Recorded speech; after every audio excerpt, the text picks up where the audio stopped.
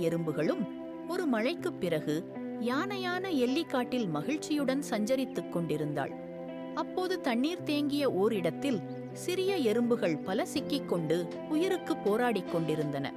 அவை யானை எல்லியை பார்த்து, அம்மா, நாங்கள் மூழ்கிவிடுவோம், எங்களை காப்பாற்றுங்கள் என அவை பரிதாபமாக கதறின. யானை எல்லி உடனே தனது நீளமான துதிக்கையை நீட்டி எறும்புகளை மிகுந்த கவனத்துடன் எடுத்து அருகிலிருந்த உலர்ந்த இடத்தில் கொண்டு இறக்கிவிட்டது.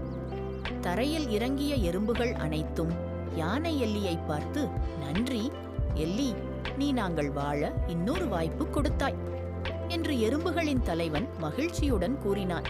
அதை கேட்ட எல்லி யானை, நண்பர்களே, ஒருவருக்கொருவர் உதவுவது வாழ்க்கையின் அழகு என்று எல்லி சிரித்துக்கொண்டு கூறினாள். ஒரு நாள் கழித்து காட்டில் உலாவிக் கொண்டிருந்த எல்லிக்கு நல்ல பசி ஏற்பட்டது. ஓ, எனக்கு மிகவும் பசிக்கிறது, எங்காவது பழங்கள் உள்ள மரம் தெரிகிறதா என தேடி ஒரு மரத்தை கண்டது. ஆனால் அந்த மரத்தில் பழங்கள் உயரத்தில் இருந்தது. எல்லி பழங்கள் அனைத்தும் மரத்தின் உயர்ந்த கிளைகளில் இருக்கிறதே, எப்படி பறிப்பது என எண்ணிக்கொண்டே அவள் தன் நீண்ட துதிக்கையை நீட்டி கிளைகளை அசைத்தாள். ஆனால் பழம் எதுவும் விழவில்லை. அந்த நேரத்தில் சிறிய குரல்கள் கேட்டன.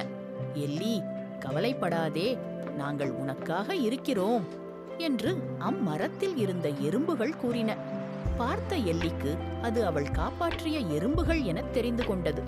அப்போது அந்த எறும்புகள் இணைந்து ஒரு மலை போல் உருவாகி கிளைகளை அதிரச் செய்தன. பழங்கள் தடதடவென கீழே விழுந்தன.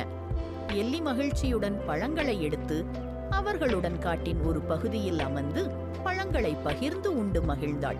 நண்பர்கள் என்றால் இப்படித்தான் இருக்க வேண்டும், ஒருவருக்கொருவர் உதவி செய்ய வேண்டும்.